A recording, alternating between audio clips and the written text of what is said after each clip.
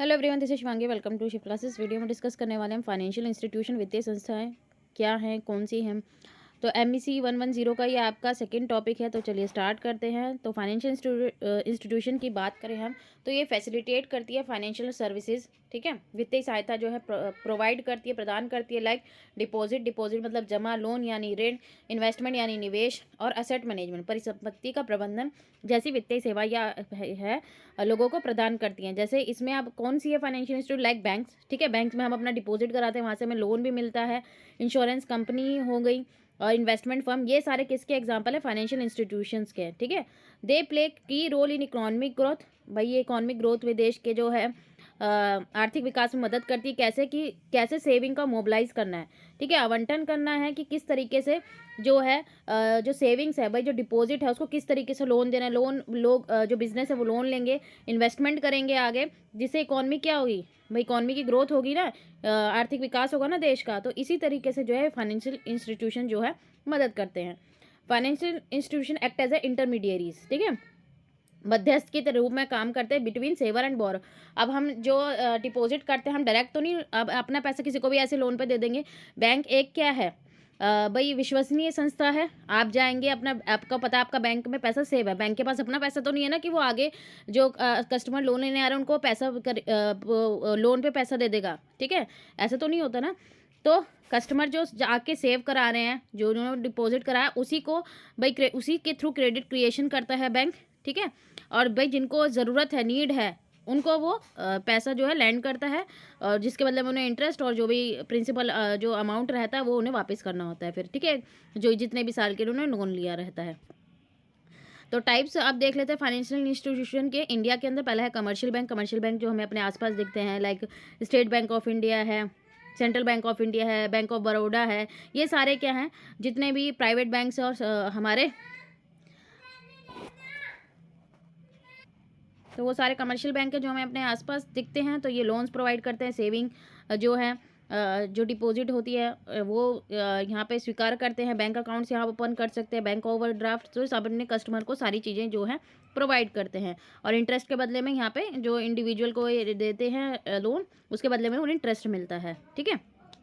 Business loan, house loan, personal loan, car loan, education loan, सभी तरीके के जो है लोन्स जो है कमर्शियल बैंक प्रोवाइड करते हैं। नेक्स्ट आता है हमारे इन्वेस्टमेंट बैंक। तो ये इंडिविजुअल, ऑर्गेनाइजेशन, गवर्नमेंट और जो भी अदर इंस्टीट्यूशन है उनको क्या प्रोवाइड करते हैं कि कैसे वो अपनी पूंजी को बढ़ा सकते हैं, और प्रोवाइड करते हैं फाइनेंशियल कंसल्टेंसी एडवाइस, ठीक है, सलाह जो है, परामर्श सलाह प्रदान करते हैं। एक तो पूंजी जुटाने में मदद करते हैं किसकी, जो व्यक्तिगत बैंकिंग में इन्वेस्टमेंट बैंक व्यक्तियों की, संगठनों की, सरकारों की, ठीक है, मदद करते हैं। और ये डील नहीं करते कस्टमर डिपॉजिट में, ठीक है। यहाँ ग्राहकों को में जमाओं से नहीं निपटता है कि लोग आके अपना जो है जमा करा रहे हैं। यहाँ पे सिर्फ हेल्प की जाती है, ठीक है, कि किस तरीके से भाई यहाँ पे एडवाइस दी जा रही है, बल्कि असिस्टेंस देते हैं, ठीक है। किसके थ्रू, सिक्योरिटी, भाई आप किस बॉन्ड्स में या किस स्टॉक में इन्वेस्ट करो जिससे आपको फ़ायदा होगा। तो यहाँ पे ये सारी चीज़ें जो है बिजनेस को यहाँ पे फाइनेंशियल ये जो इंस्टीट्यूशन है प्रोवाइड करते सर्विस, फैसिलिटेटिंग बिजनेस ऑपरेशन, जैसे कि फाइनेंसिंग और offering capital expenditure, equity, merger and acquisition, new issue of initial capital offering, इन सब चीज़ों में यहाँ पे मदद की जाती है, ठीक है। फिर आते हैं हमारे क्रेडिट यूनियन।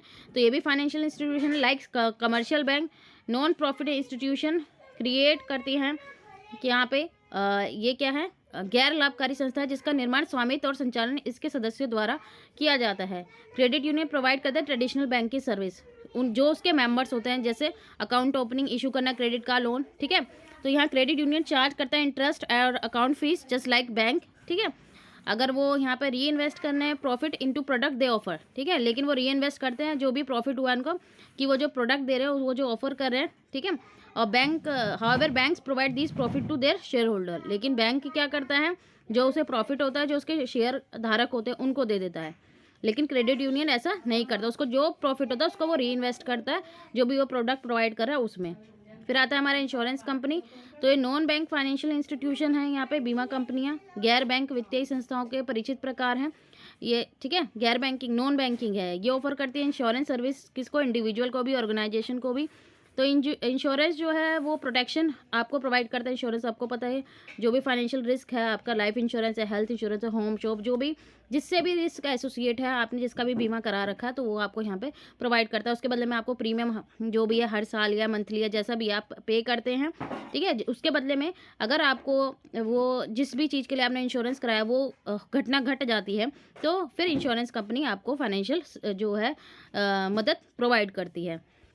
फिर आता है ब्रोकरेज फर्म। तो ब्रोकरेज फर्म और कंपनी एक मिडिल मैन की तरह है, जो फैसिलिटेट करती है ट्रांजैक्शन, कैसे कनेक्ट करके जो खरीदने वाली और बेचने वाली जो पार्टी हैं, ठीक है, खरीदने और बेचने वाली जो पक्ष है उनको जोड़कर यहाँ पे सुविधा प्रोवाइड करती हैं। तो ये ब्रोकर असिस्टेंट किस में डील करते हैं, हमारे stocks, mutual fund, share, bonds, option, ठीक है, इन सब में डील करते हैं। एक बार जब ट्रांजैक्शन जो है कंप्लीट हो जाती है, एक बार जब लेन देन पूरा हो जाता है, उसके बाद जो ब्रोकर है रिसीव करता है कमीशन दोनों पार्टी से, जो लेने वाला है भाई, जिसने खरीदा है और जिसने बेचा, दोनों से ही कमीशन प्रोवाइड करता है। और जो कुछ ब्रोकरेज कंपनी है प्रोवाइड करती है फाइनेंशियल एडवाइस भी और एक्ट एज अ कंसल्टेंट, ठीक है, सलाहकार के रूप में, और वित्तीय सलाह भी यहाँ पे प्रोवाइड करती हैं। तो यहाँ पे हमारा टॉपिक खत्म होता है। आई होप आपको क्लियर हो गया होगा। अगर वीडियो अच्छी लगी तो like and share and subscribe my channel. Thank you.